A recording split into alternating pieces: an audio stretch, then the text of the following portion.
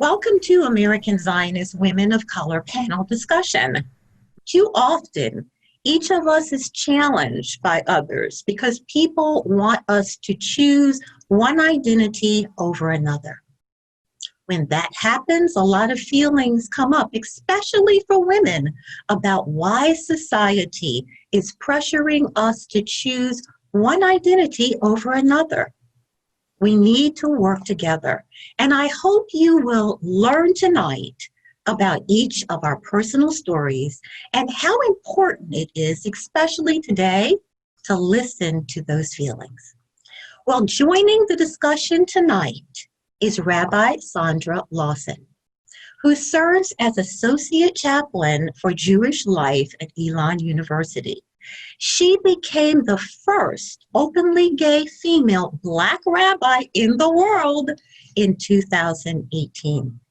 Sabrina Kerbel is a past president of Congregation Bina, Toronto's leading organization for Jews from India.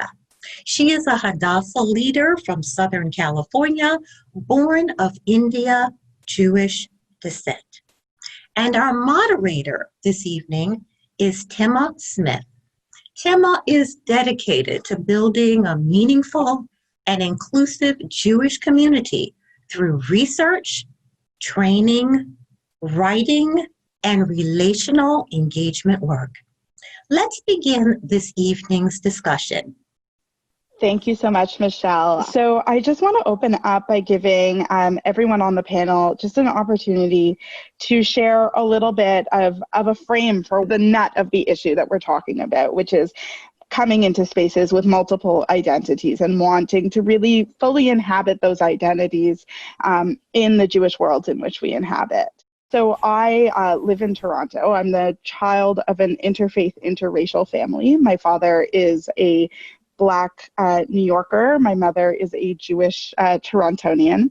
I grew up here really not involved in Jewish spaces much at all, and really felt pulled to them in various ways. And my entree was through academia, and eventually ended up working in the spaces really with an explicit mission to want to create spaces for people like me, who for one reason or another did not feel comfortable, whether it was because of their racial identity or coming from an interfaith family or whatever that might be, to create space for us to inhabit Jewish life in sort of really meaningful ways. So what I'm really hoping through our conversation that comes out is how we inhabit our multiple identities at all times, and how that has certain implications for the ways that we walk through Jewish spaces, and how we hope Jewish spaces will respond both to our presence, but also to sort of the context of the day around us. So with that, I just want to open it. Sabrina, do you want to, as my fellow Torontonian, do you want to, Thanks, Tema. So I am I'm born and raised in Toronto, currently living in San Diego. And my parents immigrated from India to Canada in the late 1960s. And at that time, Toronto, there was a Jewish population, Zionist, everyone was involved, but they had never heard of a Jew from India at all. And the reception that they received, and that my sister and I, when we were born and got into the Jewish community, was very difficult and non-accepting. So talking about identities, we, it was hard to merge the two identities of being Indian Jewish in a predominantly Ashkenazi society in terms of the Jewish society in Toronto. So what I'd like to say, so some of the stuff that I'm going to relate in this discussion today is just some of the bullying and the denying of my one identity, the Indian Jewish part, and but also how education, collaboration, and building relationships with other communities really, really helps. And I can see over the years the progress that has been made and the acceptance that has happened. So I'm just hoping that this can continue and move forward with all the other groups in this in our society as well. Sandra, over to you.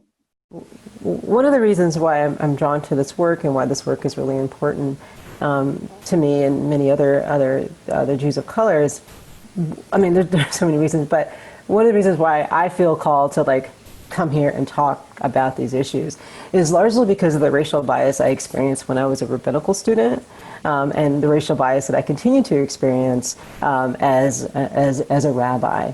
A lot of it is very subtle, and some of it's overt. And I want the Jewish community to understand the racial and ethnic diversity that exists within the Jewish community. You know, many in the Jewish community are not straight. There's many same-sex couples. Many Jews are not married to other Jews. I want the larger Jewish community to understand the racial and ethnic demographics that exist within the larger Jewish world, and we're still holding on to a narrative that Jews look a particular way, Jews act a particular way. And when you look at the racial demographics, you know, Jews of color, depending on which study you look at, 10 to 15 to 20% of the American Jewish population self-identifies as Jews of color. And so if I walk into a space and people continue to act like I should not exist, we still have a problem.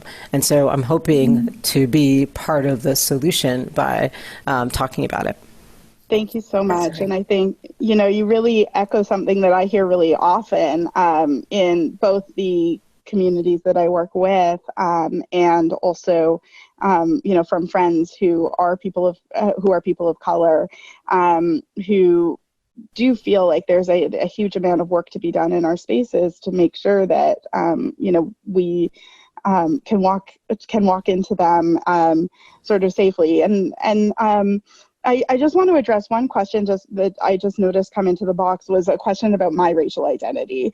So I just want to sort of address that because I think if that's something that's hovering in people's minds as we go through this, that it might sort of derail some people's ability to sort of process this. So I am aware that I pass as white. I have been aware of this my whole life. That has created some very uncomfortable moments for me, including people constantly asking if my father is my father. I also have inherited the legacies of systemic racism.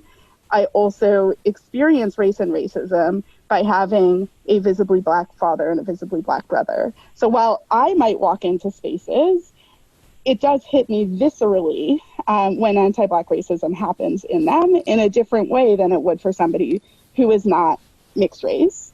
Mm-hmm. Also, generally speaking, people do recognize, people who are familiar with mixed race people often recognize me instantly as mixed race. So it depends really on the context. So I just want to name that. I have written on passing, you can find it in the foreword, and also in my Jewish learning. I've written on it extensively, and just some of the history there. So I just want to sort of get that elephant out of the room. So yes, okay. So just throwing it back into the topic at hand. So one thing that Rabbi Sandra has alluded to and that came up in our conversations preparing for this is that sometimes the experience that we have all have is that we're walking through a community that doesn't just ask you to sort of set aside an identity, but actually questions the legitimacy of your identities. And I think we just experienced that in real life a little bit in the question that I just answered. So I just want to have an opportunity for us to talk about a little bit about the emotion that comes with that and some of the experiences. So Sabrina, this is one that you had sort of brought up in our pre-conversation. So sorry, I didn't actually give Michelle a chance to answer the last question. I'm sorry. That's okay. That's okay, Tim. But my narrative is a little bit different, and I would like to share this with you very, very briefly. I go back to when I converted to Judaism and when I went before the Beit Ten. Of course, I had a lot of questions to answer, but one of the questions was, Michelle, you are a woman, you're a Black, and now you want to be a Jew too? And of course, I answered the question with a resounding yes. But when you look at that question and you take it apart, there was a segmentation in terms of who I was. Now, after I converted, one of the things that I found is that As I entered synagogue life, I was very well accepted. I never confronted any racism whatsoever in my synagogue. However, when I would go different places where people didn't know me, there was always this question that I would see on people's faces: who is she? Where does she come from? Is she Jewish? She doesn't look like a Jew, but when I prayed like a Jew. So then that was the point of acceptance. But I would like people that's sharing this discussion and listening in to understand about these dynamics. As a woman of color, we do stand at a very vulnerable juncture of potential racism, sexism, anti-Semitism, as well as religious persecution. Fantastic. And I think, you mentioned so much there, and it actually segues perfectly to the question that I went on to sort of pose to the group that worked out perfectly. So just to sort of recap where we were heading there. One of the things that came up in our conversation was that we often find ourselves in community that doesn't just ask you to set aside one of your identities, but actually questions the legitimacy of those identities. And so I just want to throw that out to us, because I think we've all experienced that in different ways. Just to give us an opportunity to sort of share some of that experience with people. So Sabrina, since this really came out, it was sort of at the nut of some of the things that you were talking about, I'd love it if you could sort of say more about it. Sure. So having grown up in the Jewish community in Toronto, my sister and I went to Associated Hebrew School, so the Hebrew Day School, and we were one of 3 or 4 non-white students there. And this is in the 70s. And literally, we were told that our customs and what we did was wrong for the Indian Jewish community. It just wasn't acceptable. It wasn't right. And that we needed to do the Ashkenazi way, not, if you want to call it Sephardic or Asian or whatever other denomination you want to classify the Indian Jewish community in. So, that was had a huge impact on my sister and I, because we would learn one thing at school, and then we would come home, and my parents and my grandparents lived with us as well. And they would, we would be doing something different in terms of either the melody or the custom or the foods that we ate. So it was, and having that constant, being told constantly, you're doing it wrong, you're doing it wrong, you're doing it wrong. And to the point where even in the school, we were bullied by other students, my sister especially, because her skin is darker than mine, slightly darker. And, but even from staff, from teachers, at synagogue, at Yom Kippur, we were called Pakis. We were, my sister was physically beaten up, sort of thing, just because of the color of her skin. So it was really, really traumatic and hard to accept and want to show our Indian Jewish identity. We wanted to hide it, my sister and I. And we wanted nothing to do with that. And that alarmed my parents. And so they wanted to create a safe space for us and other kids like ourselves to be able to express and appreciate our heritage while still living in the wider Jewish community and learning about the wider Jewish community as well, because you can't live in a bubble. So I'm going to leave it at that for this particular point of conversation, but that's my background with that. Right, and I think the story that you're telling is one that I moderated a panel or participated in a panel, I can't remember, it's been so many, for the Tikkun Leil Shavuot that we hold at the downtown JCC here in Toronto. And there was an Iranian Jewish woman and an Iraqi Jewish woman on the panel. And the Iraqi Jewish woman had grown up in Toronto around the same time and had very similar experiences in the day school system. And it's something that we really have to grapple with within our community, is that we aren't immune. We aren't immune. No, and what was alarming, the the administrators, like the principals, the teachers, because the teachers also instigated racism and biases, based on nothing, based on the color of my dad's skin, basically assumed I could not speak English. Wow. We have a question that came up for Sabrina. Sabrina, did your parents help you deal with your school problems? And also, did you have other Jewish Indian friends while you were in school? So, yes, my parents definitely helped, molded, guided us. My mom is an educator, or she was an educator. She was a teacher, vice principal, and then principal in the public school system in Toronto. And they actually formed with a couple of other people from India, Congregation Bina, for that very purpose that, you wanted to hear the melodies from the old country, if I could say it that way, for high holidays and stuff like that, but also to give us a sense of belonging to that community. So we met other kids and other people from that community to know that we were not alone.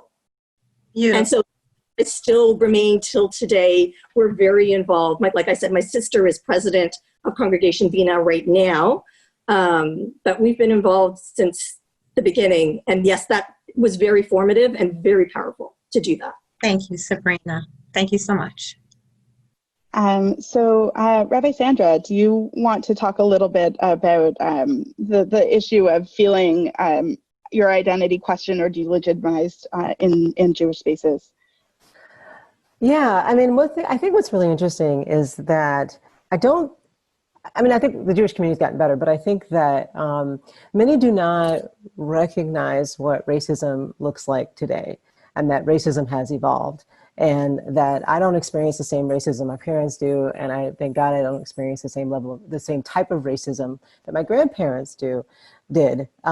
But it's all racism, and sometimes, like I said earlier, it shows up subtly, and other times it is more overt.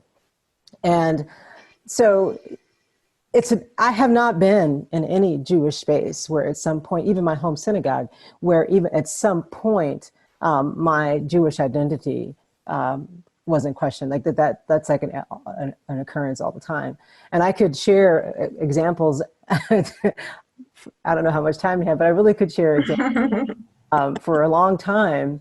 And there's always so many of them. Wow.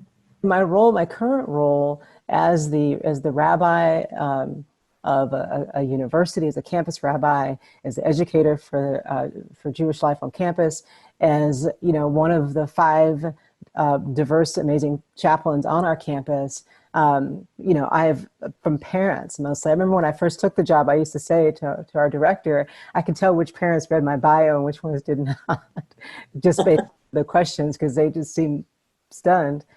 But one of the more subtle ones, which is, it's really silly, and when I say this to people, like, it's going to sound funny, but these things happen all the time, and I often don't think people understand what's coming out of their mouths. So, for example, a young lady came to tour the campus, and she wanted to see the Jewish Life Center, our Hillel.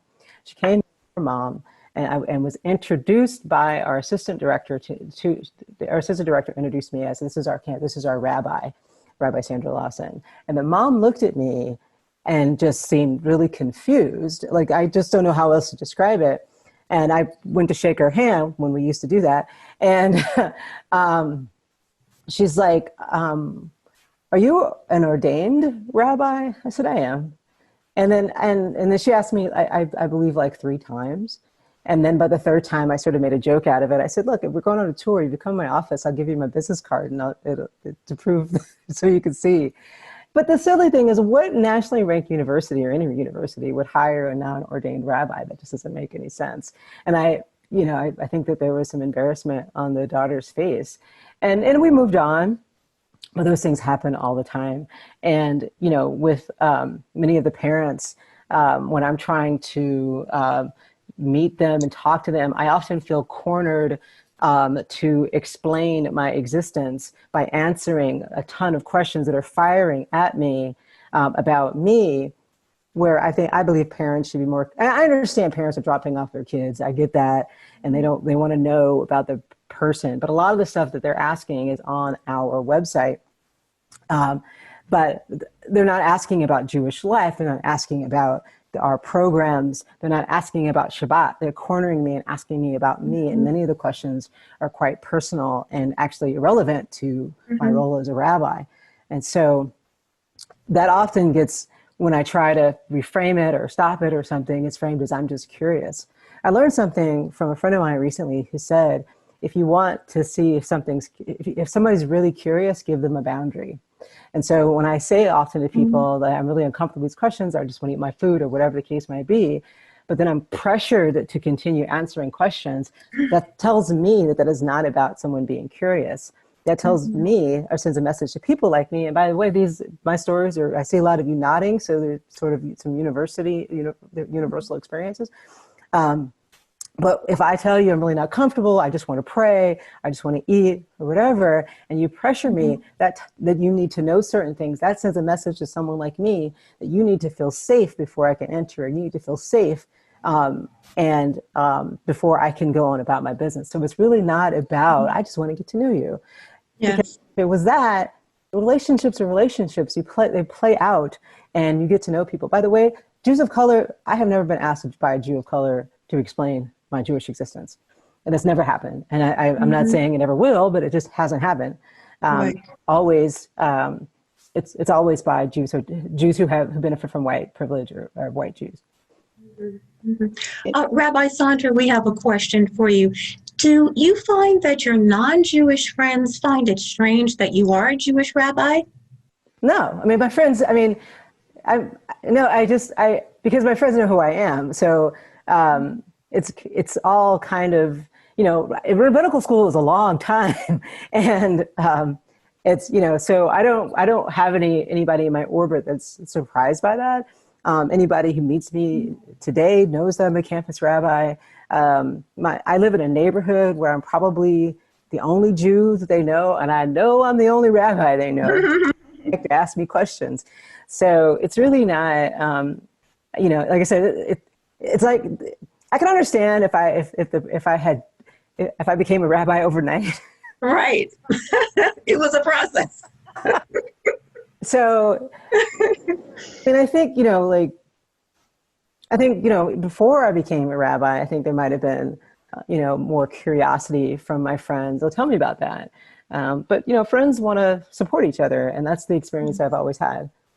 Beautiful, Rabbi. Thank you so much. There is another question for you as well. Please share what attracted you to the Jewish community.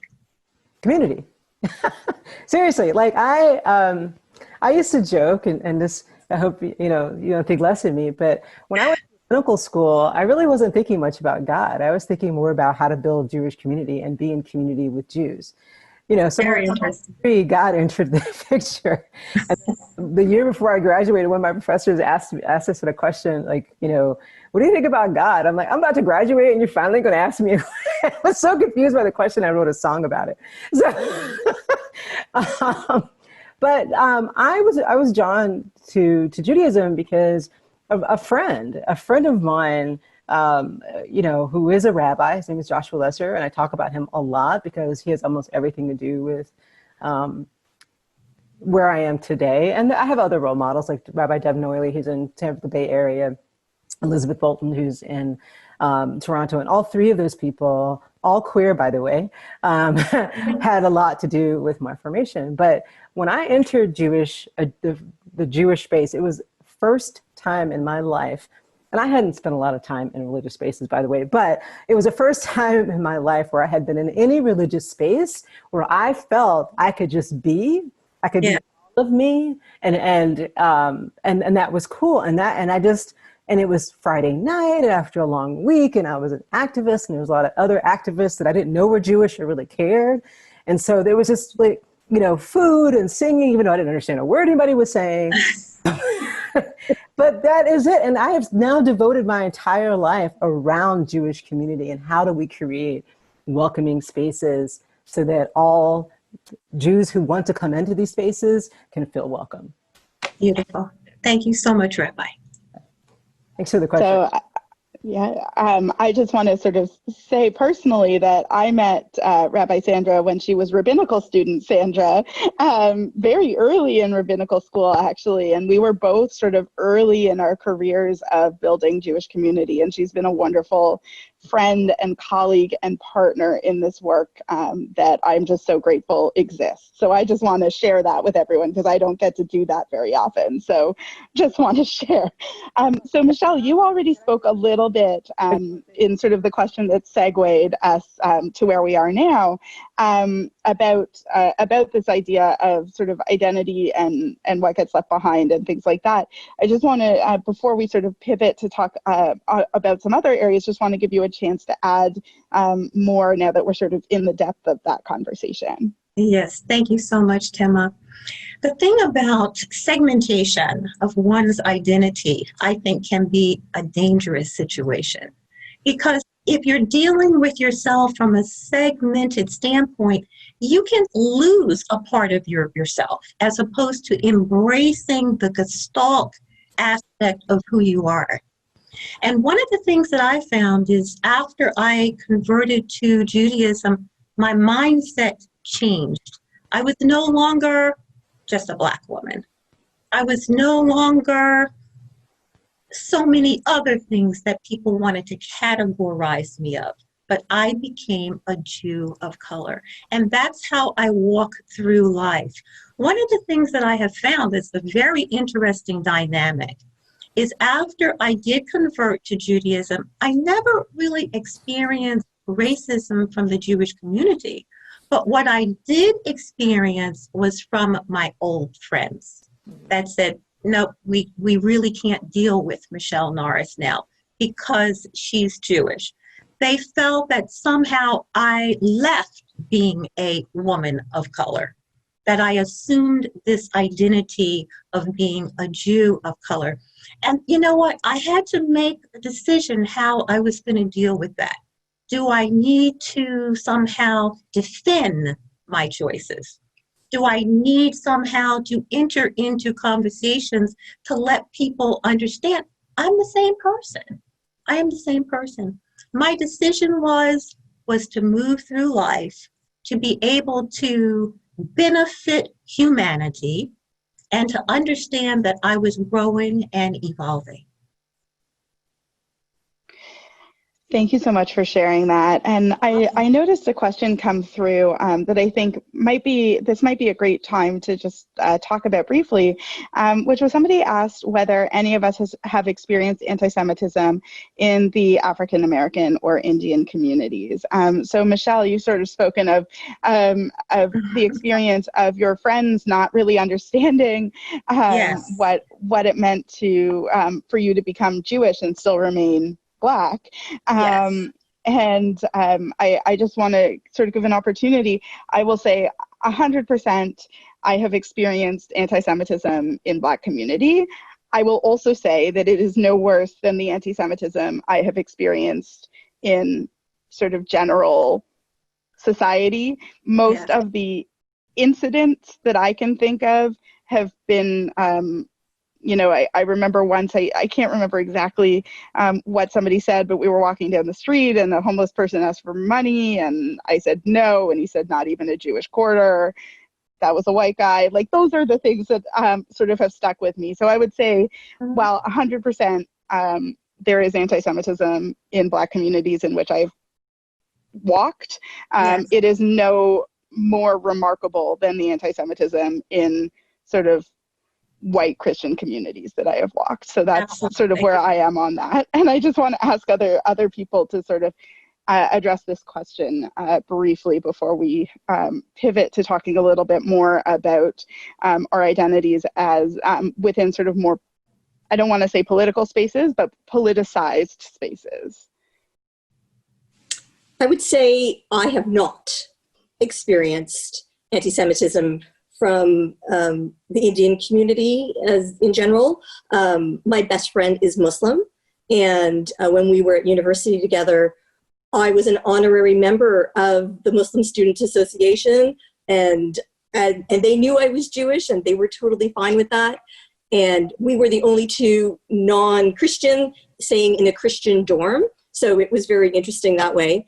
And I was a member of the Indian Student Association as well, and they welcomed me, and it was totally fine. So my experiences with other communities like that, I have not experienced anti-Semitism. Most of that has come from the white community, especially the white Jewish community.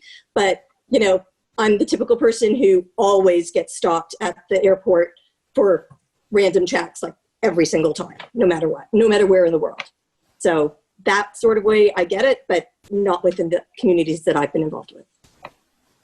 And so when you asked the question, Tim, my first reaction was no. And, but I've, like a lot of people, have watched celebrities that I don't care about make comments. But then I remembered about 20 years ago, I was in a Black queer female space. And I miss those spaces a lot. And I was surrounded by some amazing friends, all, LGBTQIA. And someone who I didn't know made an anti-Semitic comment. I didn't hear it. And my friends heard it, and they immediately pounced, what are you talking about? Do you know that's anti-Semitic? And did a quick education. But the way it happened, I believe that this woman would probably never say that again. But also the way anti-Semitism plays out in our society, a lot of people don't really understand what is anti-Semitic, and sometimes they even understand what's racist. And I'll give one example. I work with college students, and the young college student who's not Jewish made a comment about, I believe in the loving God of the New Testament, not the old angry God of the Old Testament. I said, ow. Here I am sitting there with my kippah, and she knows I'm Rabbi. She's like, what's wrong, Rabbi? And what I didn't do at that moment in time, because I didn't really flesh it out, I knew that was an anti-Semitic comment, but I made a decision to just say ow, so she knew there was something wrong with it. But if I had to do it over again, I would explain that's how anti-Semitism operates. That's an old anti-Semitic trope of talking about one God of the New Testament versus the other God in the Old Testament. But most of my experiences of anti-Semitism for me come from the Jewish community and from white people. And to explain that, people who often disagree with me politically or just don't believe that I'm Jewish, try publicly, write op-ed pieces, stripping me of my Jewish identity, saying I'm not Jewish, therefore what she's saying is wrong, and therefore she's anti-Semitic. And so I don't know what else to call that other than anti-Semitism and racism. Yeah. So those have been my experiences. Right. Rabbi, we have a question from one of our listeners who believed that you talked previously about racism and explained it as using babies sitting outside in the rain. Yes. Our listener said that they found that story very, very illuminating, and they would like for you to retell it. Would you mind doing that, Rabbi? Yeah. So I used to teach college students a long time ago, and I really don't know how I came up with this analogy, and I know I've added to it over the years. So the way that I explain racism, anti-Semitism, sexism, and I use this analogy of rain. So just imagine that you're a baby, and beautiful baby, no biases, just, you want to play and hug and kiss the baby. But the baby's out in the rain. Don't ask me why the baby's in the rain, but the baby's in the rain. And while the baby's out in the rain, the baby's getting wet and soaked from the rain. But in that rain are all the messages that we've learned about racism, sexism, about gay people, all those messages that our society is constantly telling us about marginalized groups. As that baby grows up, there's no way that baby's not wet. At some point in that child's life, they realize that they are soaked, and they don't want to treat people differently. They want to treat everyone equitably and fair. So they dry off so that they're not racist. They want to be anti-racist. They want to support women, but they dry off. But the problem is that the rain comes back.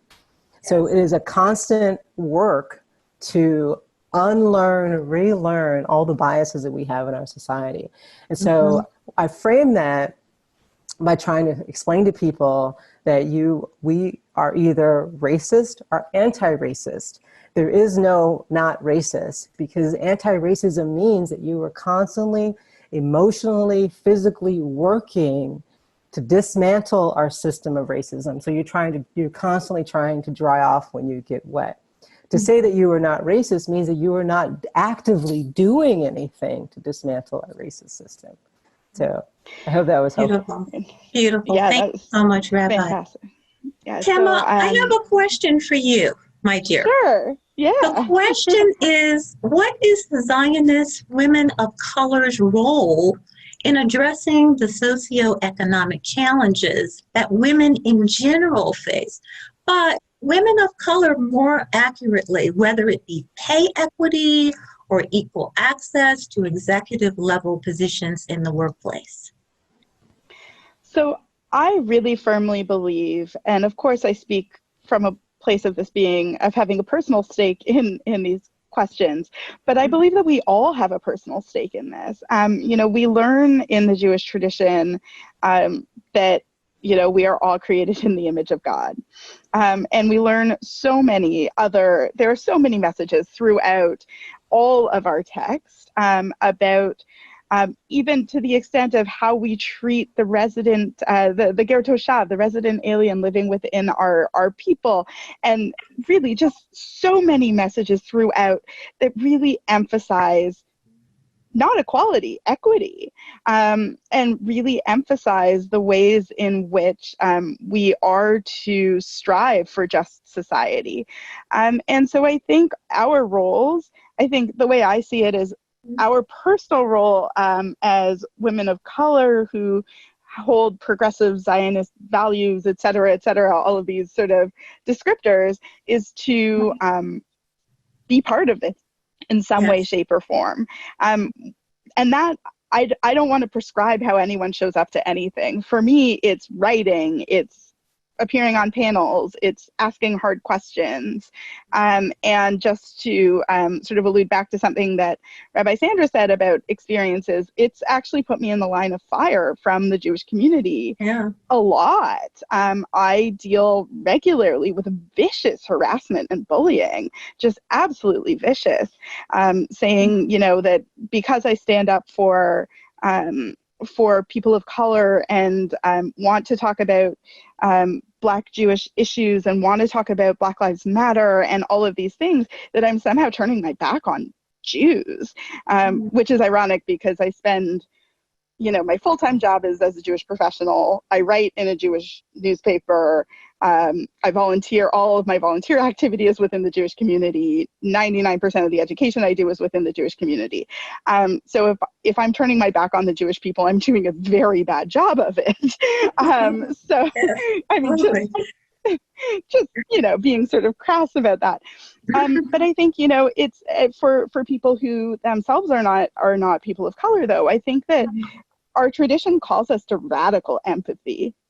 It calls us to say, what does the world look like now, but what does the world we want to live in look like? And how can we every day get the tools to analyze the society we live in, get the tools to ask hard questions about our role in systems and structures, and how we can work to alleviate the things that are keeping people in really difficult positions, whether it's, the glass ceiling in professional environments, whether it's, the high rate of maternal mortality in the Black community.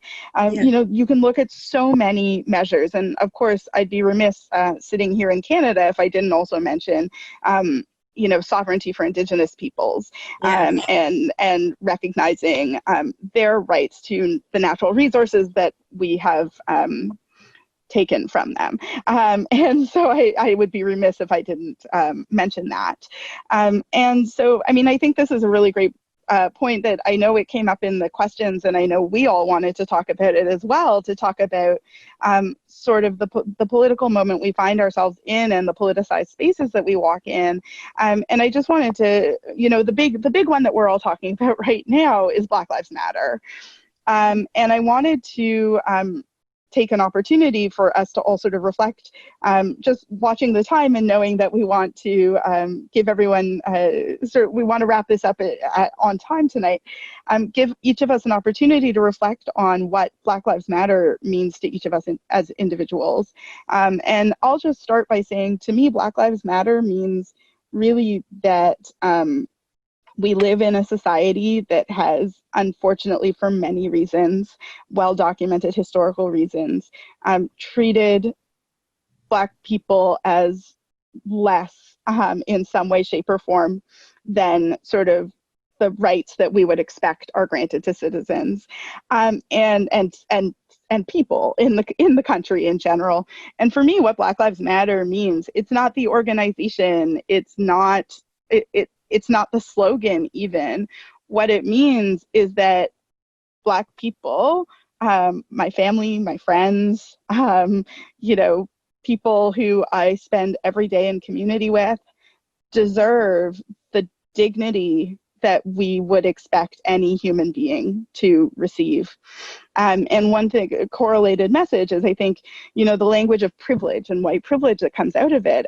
One of the things that I struggle with is that the way that the language sounds, it sounds like, well, if other people, if we, check our privilege or whatever that might be, it means somehow giving something away, but it actually isn't. Recognizing our privilege means recognizing that we have a level of, and I say we because you see my face, and as I talked about with passing earlier, that some of the things that I have been afforded in life because I walk through the world looking like this are things that people who are visibly Black should also have the opportunity to experience. And so it's not about giving away our privilege, it's about elevating everyone to a level of functioning within our society that is what if we don't want to give it away, that says something. Yeah. So I just want to open the floor up for the rest of us to reflect a little bit on Black Lives Matter and anti-racism and things like that. So Michelle, do you want to start on this one? Okay. In regards to Black Lives Matter, what it means to me, it's a very factual statement. Of course, we all have heard about police brutality, victimization. We've seen what has happened in our communities. And the fact that Black Lives Matter, I'm not talking about the movement now, but I'm talking about the fact that Black Lives Matter is something that I believe once it is addressed by action, it will lift us all up. Black, white, or whatever, it will lift us all up so that we can experience new freedom, so that we can experience unity. And for once, we can all say that we are responsible for each other. Yeah, I just want to jump off of what Michelle said, and then I'll talk about why that's important to me. I follow some Indigenous people online, and one guy that I follow basically said, "Thank you, Black Lives Matter." And what he was saying was that he talked about the fact that the Redskin logo is disappearing, the pipeline, the Dakota pipeline has been stopped. And so, and I also work with some young people who don't understand why it can't just be all lives matter, or they believe also, like what Tim was saying, that I only focus on racism, where I have spent, I don't even know how many years now working in the Jewish community. And that people need to understand that if we really address racism in America in a real way, we all benefit. We all benefit. Say at one point, all lives do matter, but not all lives can matter until my life matters. And I move through the world. My reality is that the world sees the United States world, meaning they see me as a Black person. Whether or not they find out that I'm Jewish, that comes later. And in the Jewish world, it doesn't even, I could speak Hebrew, I could wear a kippah, I could wear a prayer shawl, and I still, my blackness is what just is disruptive for people. So, but it matters because my whole family is black. You know, I have a brother who I love who, you know, is a 47-year-old black man and could fit many of these descriptions that don't really explain what people look like. So yeah, it's really a personal issue for me. I think another thing that we have to realize, and I would certainly like to ask our audience to embrace this, but as a black mother, anytime a black mother's son leaves the house, there's always a concern, is he going to come back the way that he left? Anytime a black child leaves the house and they have a hoodie on or they have some other type of clothing that may cause a white person to feel uncomfortable, the question is, how are they going to retaliate? That's the heartbeat of a woman of color that fears for the sake of her child. And so when we hear Black Lives Matter, of course, this was a clarion call issued by the Black Lives Movement. But I'm thankful that that call was made because the world has embraced another way of thinking. Only time will tell what action comes out of this. But it is a powerful thing. And I believe, don't want to spiritualize it, but I believe that this is an aspect that God wants to bring about in terms of our world being healed. Because for our world to be healed, each one of us has to be healed. I have to say that what all three of you have said is exactly what I feel as well. I mean, obviously not being black, but being, brown-skinned. Yes. So I come at it from a slightly different point of view in terms of my experiences.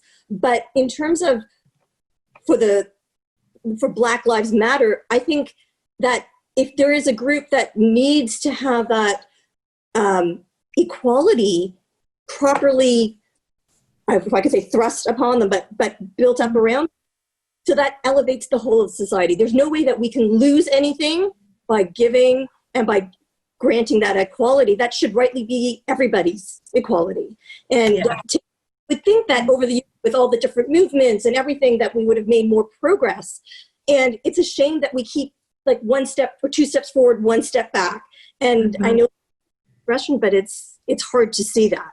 And the fact that we've come to this juncture where, we've got riots and we've got all these, different ways of protesting, and yet the issues are still there. They're still underlying.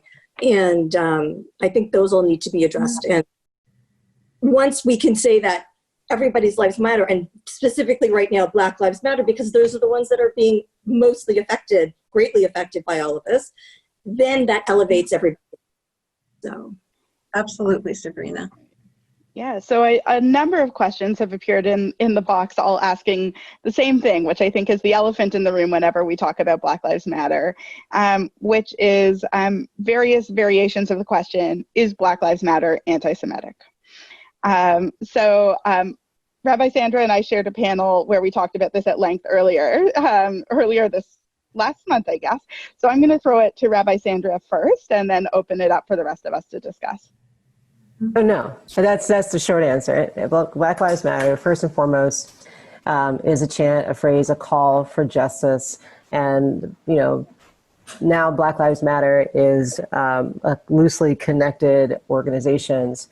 And that sort of fly under the umbrella of Black Lives Matter.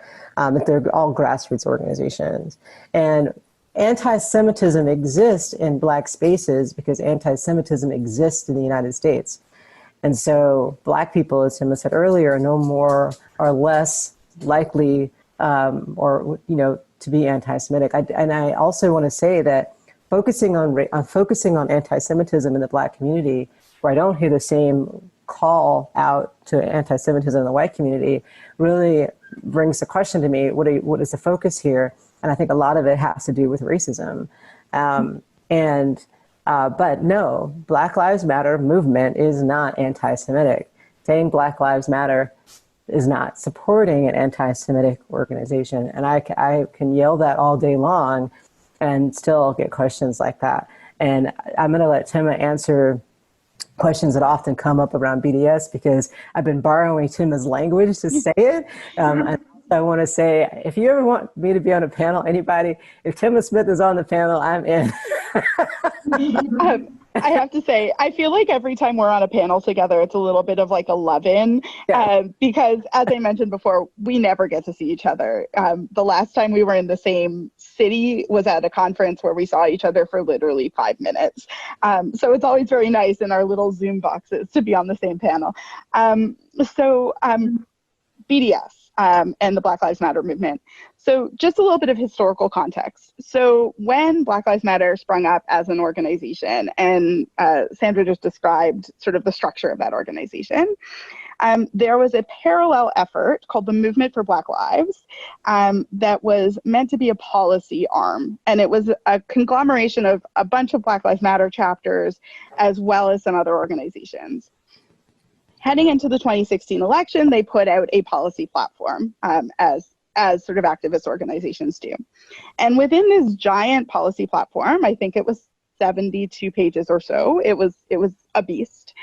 There was a single line that used really horrible language that I would consider anti-Semitic, but a single line in the plank on American military investments, or American military expenditure, that talked about Israel committing genocide. Again, not forgiving that language. I find that language reprehensible.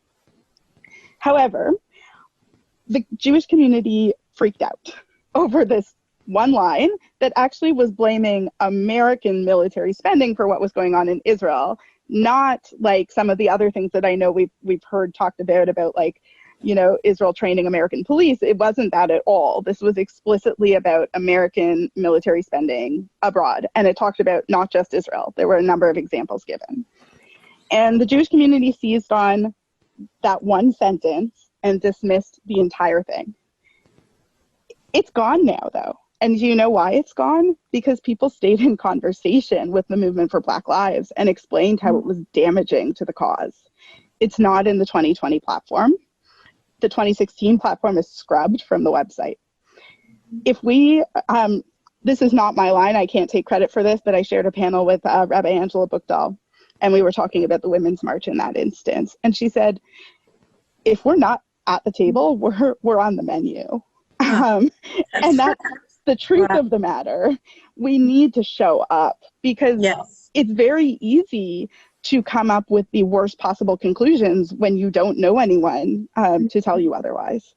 And so if we cede our spot in the movement because something is making us uncomfortable, and look, anti-Semitism really hurts. Like it hurts viscerally, and I don't want to deny that for a second.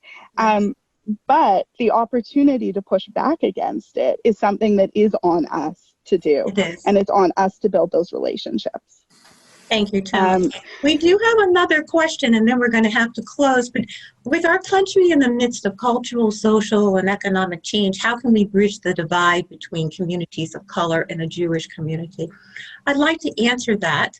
It's going to be a learning process, but we do have successful models, guys, to learn from. I'm speaking more about the relationship between Dr. Martin Luther King and Rabbi Abraham Joshua Heschel. They came from two different backgrounds. Of course, we know Dr. King came from Atlanta, Georgia, and Rabbi Heschel, who arrived in the United States from Hitler's Europe in the 1940s. Rabbi Heschel propelled Dr. King moving forward in the Jewish community so that his voice could be heard in the Jewish community. They often lectured together and spoke about racism, guys, as the origin of poverty, as well as Zionism and the struggles of the Jews who resided in Russia at that time. Both men share the vision of saving the soul of America, and that's what we're talking about today. The question that was asked of them then is the question that needs to be asked by all of us today. How can the soul of America be saved? I also follow with this question: can religion coexist with racism and anti-Semitism? Steps for consideration. A lot of people want to know, where can we go? Well, steps for consideration may be offering programs on racial diversity. It may mean talks between pastors and rabbis regarding racial injustice, white nationalism, and anti-Semitism. What about education programs regarding the history of the Jews and Black and Brown communities? Another thing that we're seeing is that lobbying to change bad legislation and policies is very important for us to move forward. Ladies, I so appreciated our discussion. Our hope is that each listener will leave with something new for them to think about, discover their internal biases that need to be dealt with so that as a Jewish community, we can move forward. During this historic moment in time, the world is crying out to be healed. Healing from racism, inequality, anti-Semitism, economic healing, healing of the American justice system, and police brutality. These issues are too important to let others intimidate us to suppress our being active on this front. If one organization doesn't speak to you, there are plenty of other excellent organizations that support these issues. The bottom line is relationship building is the key to real change. The Jewish community over the years, with its best intentions, is part of the problem and needs to join the effort to be part of the solution. Thank you to all of our panelists that made this discussion memorable. And thank you, our listeners, for joining us this evening in Zoom land. Guys, thank you once again. It's been a wonderful and exciting time. We hope to see you again very soon.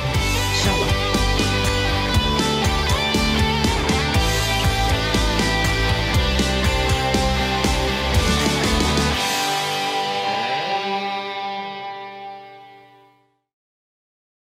We would be pleased to send a complimentary DVD of this program to anyone who wishes to support JBS with a tax-deductible gift of $36, double chai, or more. Simply visit the JBS website at jbstv.org and click on the Donate button to make a donation by PayPal or your credit card. And please indicate the program for which you would like a DVD. Or you can send your tax-deductible check to JBS, Post Office Box 360, Stamford, Connecticut 06904.